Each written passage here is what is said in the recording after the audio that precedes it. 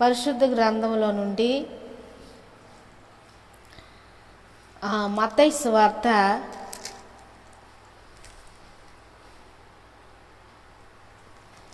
25వ అధ్యాయము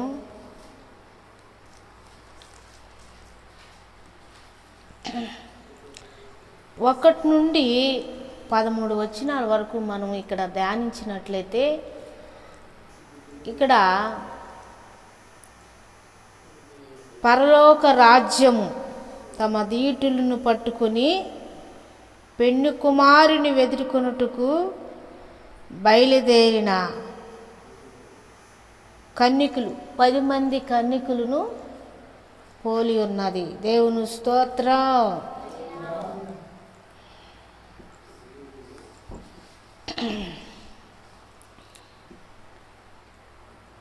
పరలోక రాజ్యము తమ దీటులను పట్టుకొని పెండ్లి కుమారుని వెదురుకొనుటకు బయలుదేరిన 10 మంది కన్యకులను పోలి ఉన్నది.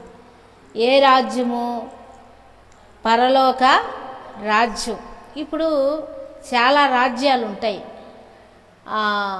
కార్మికుల రాజ్యం, పొదుపు గ్రూపుల రాజ్యం, మరి సామ్రాజ్యం, రకరకాల రాజ్యాలు ఉంటాయి. ఇది పరలోక రాజ్యం. రాజ్యాలు అనగా ఈ లోకంలో చాలా రాజ్యాలు అంటే ఒక రాజకీయంగా ఒక ఏరియాలో కొద్దిగా రాజకీయంగా ఒక పలుకుబడిగా చేస్తున్న ఈ రాజ్యం వాళ్ళ రాజ్యం అమ్మ ఇదే అంటారు. ఇది అలాంటి రాజ్యం కాదు, కానీ పరలోక రాజ్యం. ఆ పరలోక రాజ్యము కోసం మన ప్రభు అయిన యేసుక్రీస్తు వారు మరి పాత నిబంధనకి క్రొత్త నిబంధనకి మధ్యలో 400 సంవత్సరాలు ఉంది. ఇంకా పాత నిబంధనలో ఎన్నో వేల సంవత్సరాలు ఆది కాలములో నుండే దేవుని సృష్టి ఆరంభించబడి మానవుని తయారు చేసి కొంతకాలము నిష్కలంక హృదయం కాలం, కృపాకాలము, ఆ యుగాలన్నిటిని కూడా దేవుడు ఒక ప్రణాళిక, ఒక పద్ధతి చొప్పున దేవుడు నడిపించుకుంటూ వచ్చాడు. దేవుని స్తోత్రం.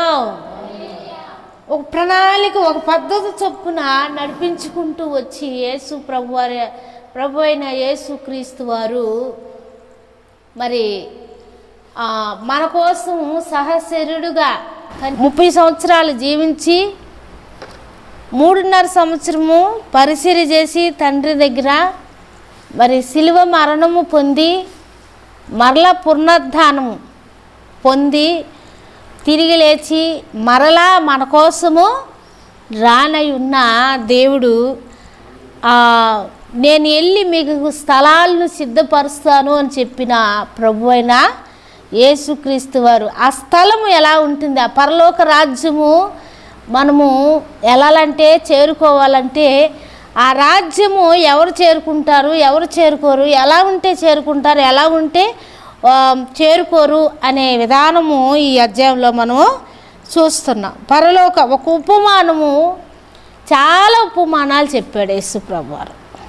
చాలా ఉపమానాలు చెప్పాడు. ఆ ఉపమానంలో ఒక ఉపమానం అంటే ఇలాగా ఉంటే ఆ రాజ్యాన్ని మీరు పరలోక రాజ్యము తమ దీటులను పట్టుకుని ఉన్న పెండ్లి కుమారుని ఎదుర్కొన్న బయలుదేరిన 10 మంది కన్యకులను పోలి ఉన్నది.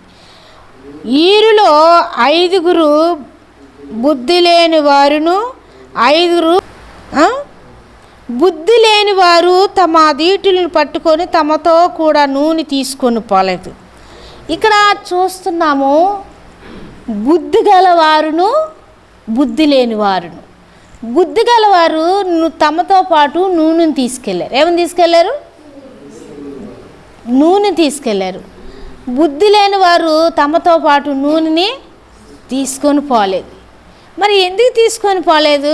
ఆశ్రక్త, నిర్లక్ష్యమా, ఆశ్రద్ధ, ఏంలే రోజు వెళ్ళొస్తున్నాం కదా మందిరానికి, రోజు వెళ్ళొస్తున్నాం కదా మరి ఆయన ఎదుర్కోవటానికి అని ఒక ఆశ్రద్ధతో వారు తీసుకొని వెళ్ళలేదా అంటారా? మరి ఏమో కానీ 5 ఆడ పరిశుద్ధాత్మ దేవుడు అనుమతి ఇచ్చాడు. ఎందుకంటే 5 బుద్ధి లేని వారు, 5 బుద్ధి గలవారు. బుద్ధి గలవారు తమతో కూడా నూనెని సిద్ధపరచుకున్నారు. ఇప్పుడు ఒక ఊరు వెళ్తాం, ఏదైనా ఊరు వెళ్తాము, ఒక పనికి వెళ్తాము. ఆ పనికి కావలసిన మెటీరియల్ ఏదైనా కావచ్చు. కొడవలి కోతకి వెళ్ళాలి, వరి కోతకి కొడవలి తీసుకొని వెళ్తాం. తగిన తలకి గుడ్డ తీసుకొని వెళ్తాం, చెప్పులు తీసుకెళ్తాం. ఏం లేకుండా నేను వరి కోతకు వచ్చాను, నేను కోస్తాను, వరి కోత కోస్తాను అంటే నువ్వు కొడవలు ఎందుకు తెచ్చుకోలేదు అంటారు వాళ్ళు. లేదా ఉప్పుమాతకి వెళ్ళాలనుకో, ఉప్పుమాత నీ తట్టేది అంటారు. నీ గంప తీసుకొచ్చుకుంటే నువ్వు కూడా పాల్గొనొచ్చు అంటారు. తీతలే కావచ్చు, పలకలు, వాటి బొసుకెళ్ళాలి. గబగబా సొప్పులు లేకుండా, డబ్బులు లేకుండా ఎక్కలేం కదా. తగిన సిద్ధపాటు ఉంటేనే మనం ఆ బస్సులో ఎక్కి నెమ్మదిగా కూర్చొని ఆ టికెట్ తీసుకొని వెళ్ళగలం. మరి వీళ్ళు ఏం చేశారంటే తమతో పాటు నూనె తీసుకెళ్ళలేదు. టికెట్ లేని వాళ్ళు బస్సులో కూర్చుంటే ఎంత కంగారు పడతారు. అదే కదా. ఒకవేళ వరి కోతకి వెళ్ళిన వాళ్ళు కొడవలు తీసుకెళ్ళదనుకో, అమ్మ వాళ్ళు ఏమంటారో, కొడవలు ఎవరన్నా ఇస్తారో ఇవ్వరు అంటే హృదయంలో కలవరమే ఉంటుంది. అయితే వీళ్ళు ఎంతో చాలా కాలం నుంచి మందిరానికి వెళ్ళి ఉంటారు, కానీ వాళ్ళతో పాటు 5 తీసుకెళ్ళారు, 5 తీసుకొని వెళ్ళలేదు. అయితే బుద్ధిగల చూడారు.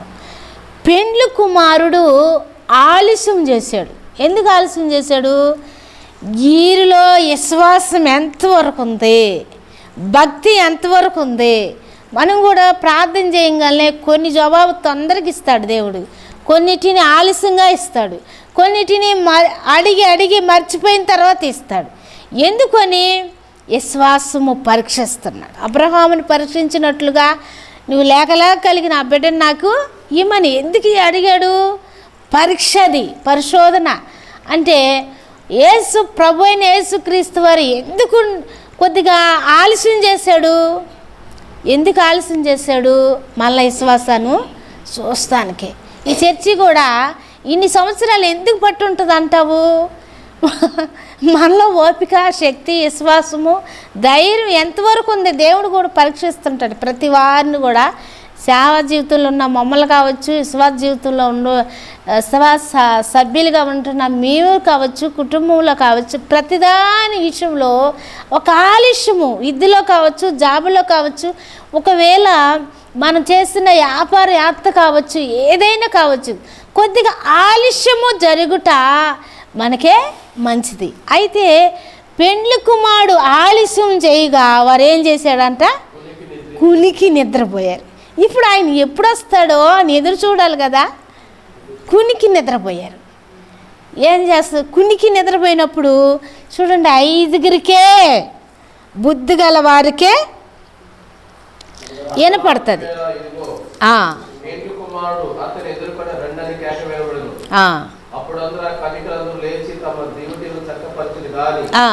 బుద్ధి లేని కన్యకులు మా దివిటి లారిపోవచ్చున్నది కనుక మీ నూనెలో కొంచెం మా తీయడని బుద్ధి గల వారిని అడిగిరి. చాలు. ఇక్కడ మనం గమనిస్తే వారు అందరు నిద్రపోయిండుగా అర్ధరాత్రి వేళ ఇదిగో పెండ్లి కుమారుడు అతన్ని ఎదుర్కొని రాండి అని ఒక కేక వినపడాను. దేవుని స్తోత్రం. ఒక కేక, ఒక శబ్దం, ఒక స్వరం, ఒక దర్శనం. వారు ఒక కేక వినపడింది. 10 మంది నిద్రపోయారు.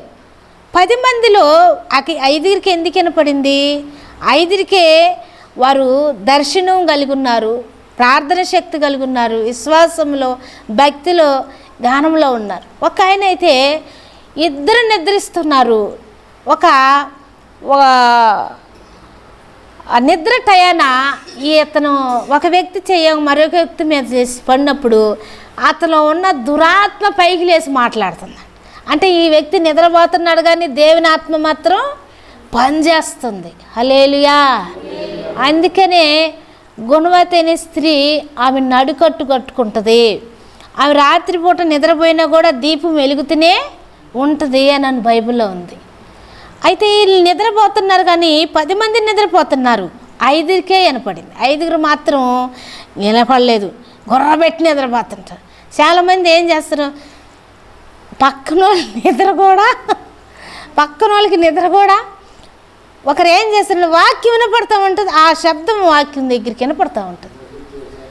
గుర్రబెట్టి ఒక ఆయన ఉంటారు, కుర్చీలో కూర్చుంటారు, కమ్మ నిద్రపోతాడు. మరి ఏమన్నా అర్థం కావట్లేదు, ఏమన్నా అంటే అలుగుతారు. వాక్యం ఇచ్చే సమయంలో వాక్యం వినాలి. అయితే నిద్రపోయినా కూడా దేవుని దర్శనాన్ని వాళ్ళు వినేవారుగా ఉన్నారు. అయితే ఆ 5గురు కూడా లేచారు. 5గురు తమ తమ డీటీలను వెలిగించుకొని వెళ్తూ ఉండగా మరి 5గురు కూడా డీటీలు వెలిగించారు. అయితే వారు సక్కపరిచిరు, కానీ బుద్ధి లేని ఆ కన్నికులు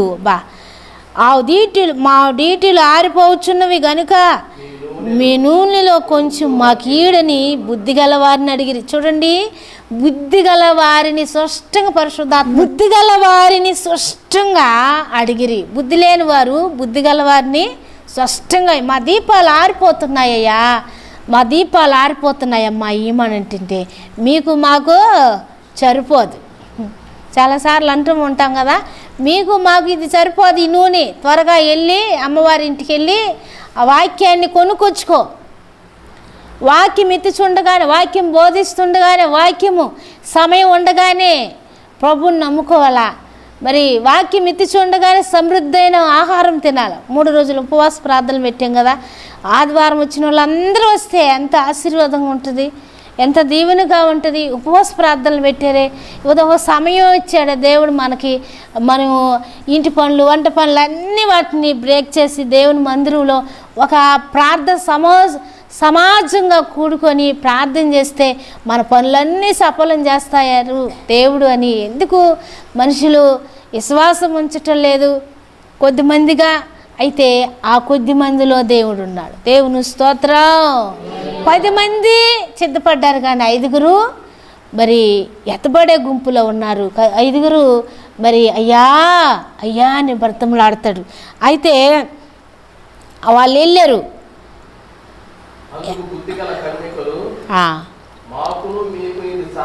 చాలదేమో కొనుక్కోండి అని చెప్పిరి. వారు కొనబోవచ్చుండగా ఎచ్చను కూడా పెండ్లి ఇందుకు లోపలికి పోయి అంతటా తలుపు వేయబడెను. ఆ తర్వాత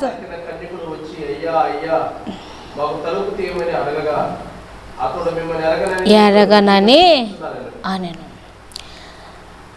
వాళ్ళు వెళ్ళి అమ్మవారింటి దగ్గరికి వెళ్ళి ఆ వాక్యాన్ని, ఆ నూనెని కొనుక్కొని త్వరగా దీటిలో పోసుకొని సిద్ధులు వెలిగించుకొని త్వరగా రాగానే వస్తుండగానే వారు ఆ విందులో సిద్ధపడిన వారు ఆ విందులో పాల్గొన్నారు. హల్లెలూయా. ఆ పాల్గొని తలుపు వేయబడిను. కొనబోచుండగానే ఇల్లు సిద్ధపడి అయ్యా అయ్యా తలుపు తీయడయ్యా, తలుపు తీయండి ఆయన అంటున్నాడు, మీరెవరో మాకు తెలీదు. చూడండి, ఆ 10 మందితోనే ఉన్నారు, ఆ 10 మంది 5గురిలోనే ఉన్నారు. వాళ్ళు కూడా విశ్వాసం ఉంచారు, బాప్తిసం పొందారు, సభలకు వెళ్ళారు, సభలో పరిచర్య చేశారు. ఎందుకుని వీళ్ళు డ్యూటీలు ఆరిపోతున్నాయి. నూనెని తీసుకొని వెళ్ళా.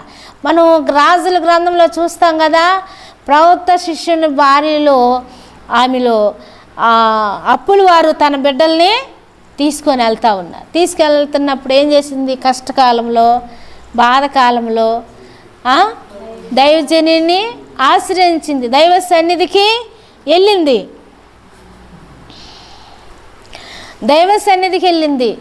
మరి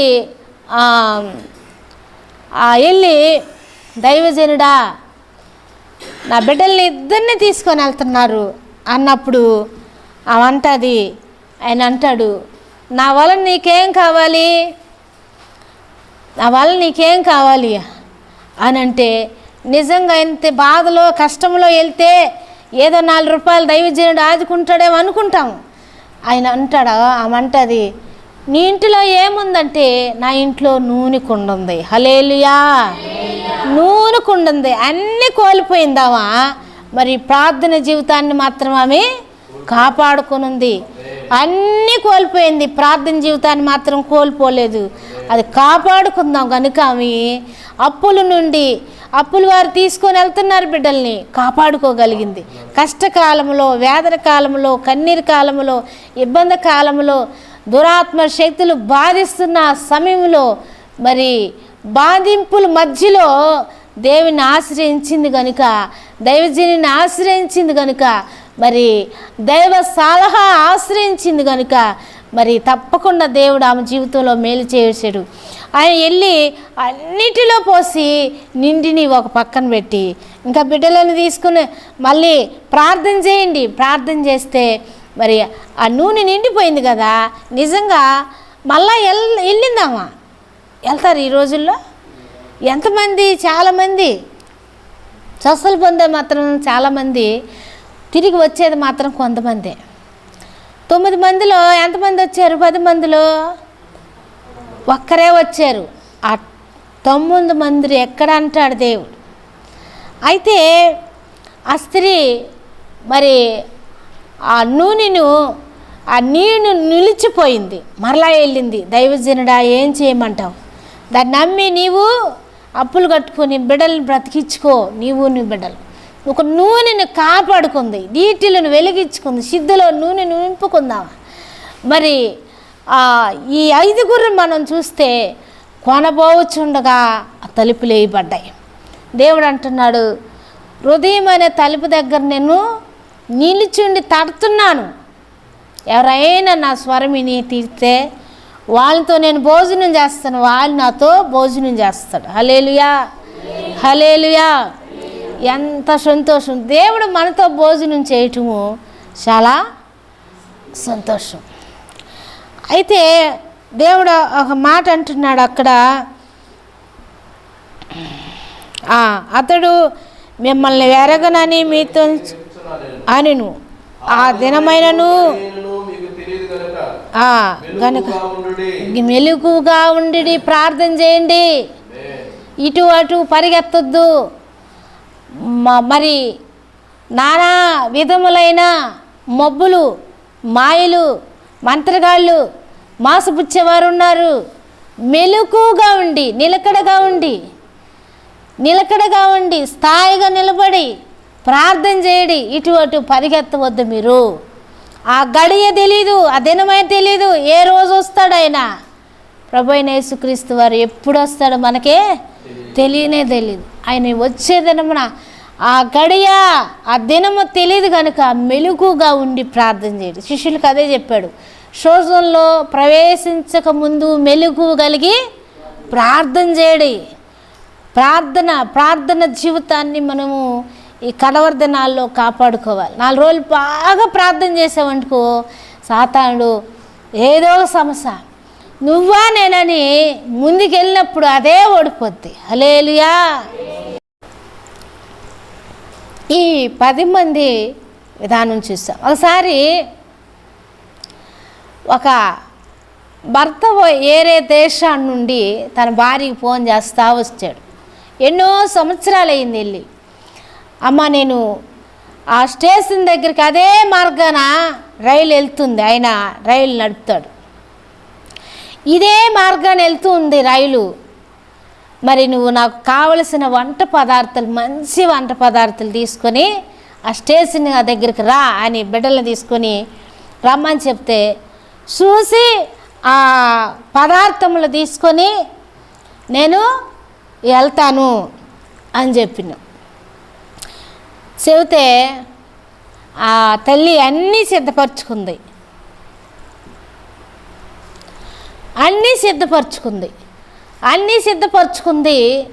మరి అన్నీ సిద్ధపరచుకుంది. ఆ స్టేషన్ దగ్గర వెళ్ళి కూర్చుంది. రైలు కాస్త ఆలస్యమైంది. ఏమైంది చెప్పండి? కాస్త ఆలస్యమైంది. ఆ రైలు కాస్త ఆలస్యమైంది. మీరు కూడా ఏం చెప్తారు? సేవకుడు కొద్దిగా ఆలస్యం అయితే వెళ్ళి ప్రార్థన చేసుకోవాలి, కానీ ఇంకా రాలేదులే మళ్ళీ వద్దాము ఆయన వచ్చే లోపల ఈ ప్రార్థన కూడా అయిపోద్ది. అంతేకాదు, ఇంటికి వెళ్తే ఏదో ఒక ఆలస్యం ఉంటుంది. వచ్చేలోపు మీరు అటు వెళ్తారు, ఇటు వస్తారు, అంతే జరిగే సంఘటన.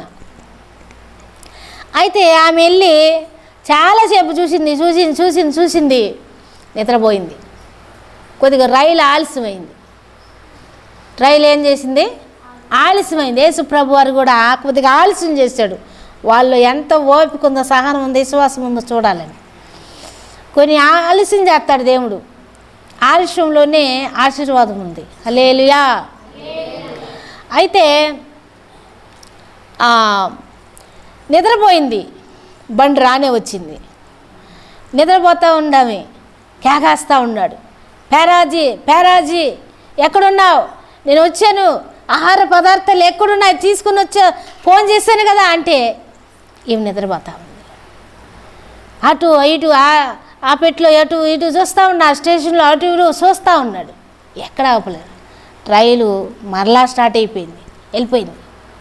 వెళ్ళిపోయిన తర్వాత అప్పుడు మెలకు వచ్చిందా, పలానా రైలు వచ్చిందా? వచ్చింది, ఇప్పుడు వెళ్ళిపోతుంది. అప్పుడు గుండో బాదుకుంది. ప్రయోజనం లేదు. కరెక్ట్గా నెల కూడా కాదు, వాళ్ళ భర్త చనిపోయాడని ఆ రైలు నడుపుతుండగా వార్త అందింది. చూడండి, లాస్ట్ టైం కూడా ఆమె చూసే అవకాశము లేకుండా పోయింది. ఎందుకు? కొద్దిగా అశ్రద్ధ, ఆ నిద్ర అవస్థ. నిద్ర అంటే ఏందో అసలు పండగ అయిపోతుంది. నిద్ర భారం. ఏం చేశాడు? ఐతికు రాత్రి వేళ 3 అంతస్తుల మీద వాక్యం అందిస్తున్నాడు పౌలు గారు. కొద్దిసేపు కిటికీ దగ్గర కూర్చొని అటువైపు చూస్తున్నాడు, ఇటువైపు అటు లోకంలో గాలి అంతా వస్తుంది. ఆ గాలి ఈ వాక్యం వినకుండా పడగ అణిచేసింది, నిద్రపుచ్చేసింది. నువ్వు నిద్రపో, దేవుని వాక్యం వింటే ఇంకా ఇది కాదు. నిద్రపుచ్చేసింది. జోగి కింద పడిపోయాడు. మరలా ఆయన వచ్చి పౌలు గారు వచ్చి ఆయన కోసం ప్రార్థన చేసి మళ్ళీ లేపాల్సి వచ్చింది. అలాగ నిద్రపోకూడదు.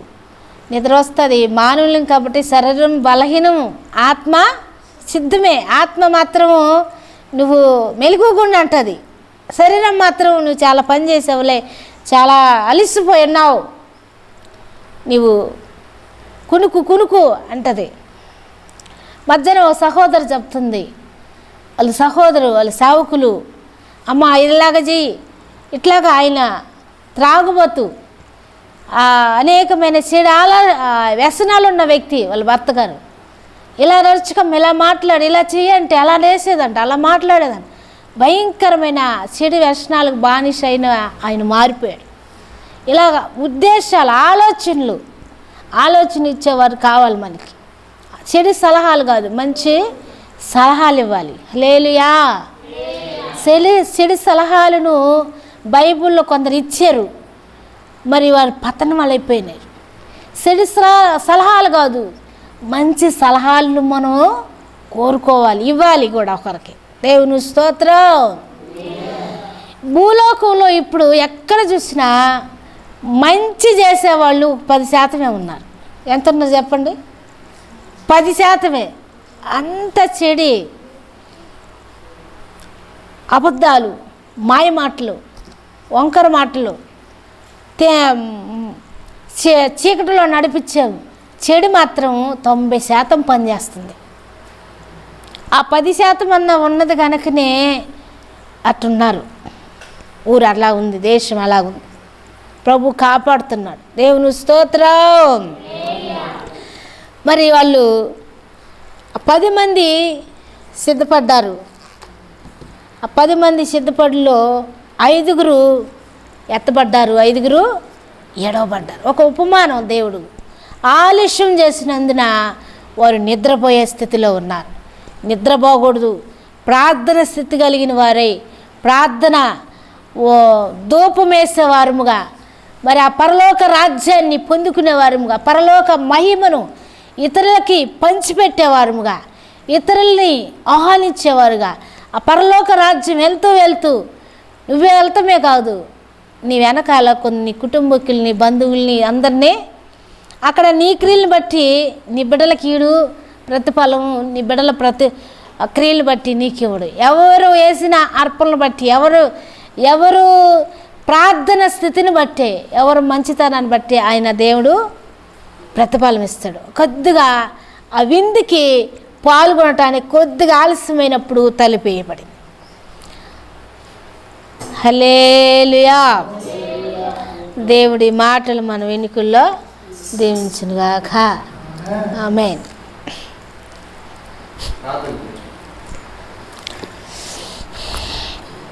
ప్రభువా స్తోత్రం స్తోత్రం స్తోత్రం స్తోత్రం తండ్రి. ప్రేమగల మా యేసయ్య, రక్షకుడా, నా ప్రాణ ప్రియుడా, నమ్మదగిన దేవా, నీకు స్తోత్రం స్తోత్రం నాయనా. ఇదిగో ఈ రాత్రి కాలంలో ప్రభువా, కరుణామయుడా, కనికరము గల మా యేసయ్య, నీకు స్తోత్రం స్తోత్రం. అయా 10 మంది కన్యకలను అయ్యా మా ఎదుటి పెట్టి ఉన్నాం ప్రభువా, నీకు స్తోత్రం స్తోత్రాలు చెల్లిస్తున్నాం. అయ్యా ఎత్తబడే గుంపులో మేము ఉండాలి ప్రభువా, ఎడబడే వారు కాకుండా అయా సిద్ధులు, అయా దీటులలో సిద్ధులు నూనె నింపుకునే వారముగా ప్రభువా, నీకు స్తోత్రం. మమ్మల్ని నింపండి ప్రభువా, నీకు స్తోత్రం. యేసయ్యా నీకు స్తోత్రములయ్యా. పరలోక రాజ్యాన్ని వెదురుకునే గుంపులో ఉన్నట్లుగా సహాయించి సర్వాధికారి నీకు స్తోత్రం స్తోత్రం నాయన.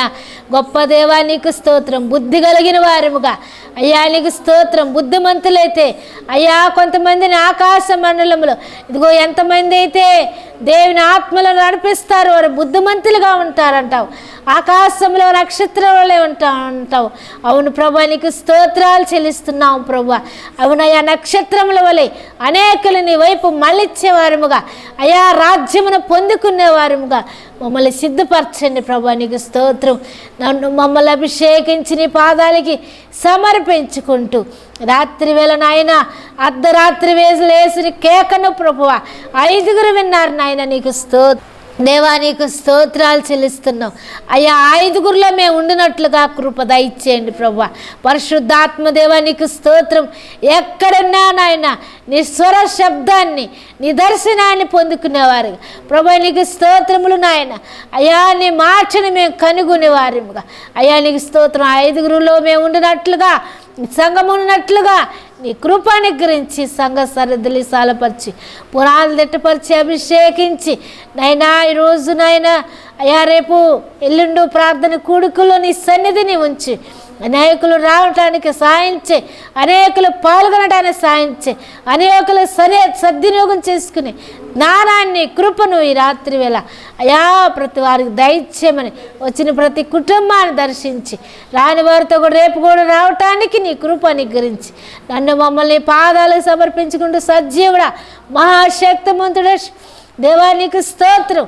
మా పాప రోగ శాపముల కోసం ఆ స్త్రీలు మాని మీద మా కోసం బలైన దేవుని స్తోత్రం. సమస్తం మించిన దివ్య జ్ఞానాన్ని కృపను కనికిరాని మా అందరికీ దయచి దీవించమని యేసయ్య పరిశుద్ధమైన నామములు అడుగుచున్నాను తండ్రి. ఆమేన్ ఆమేన్.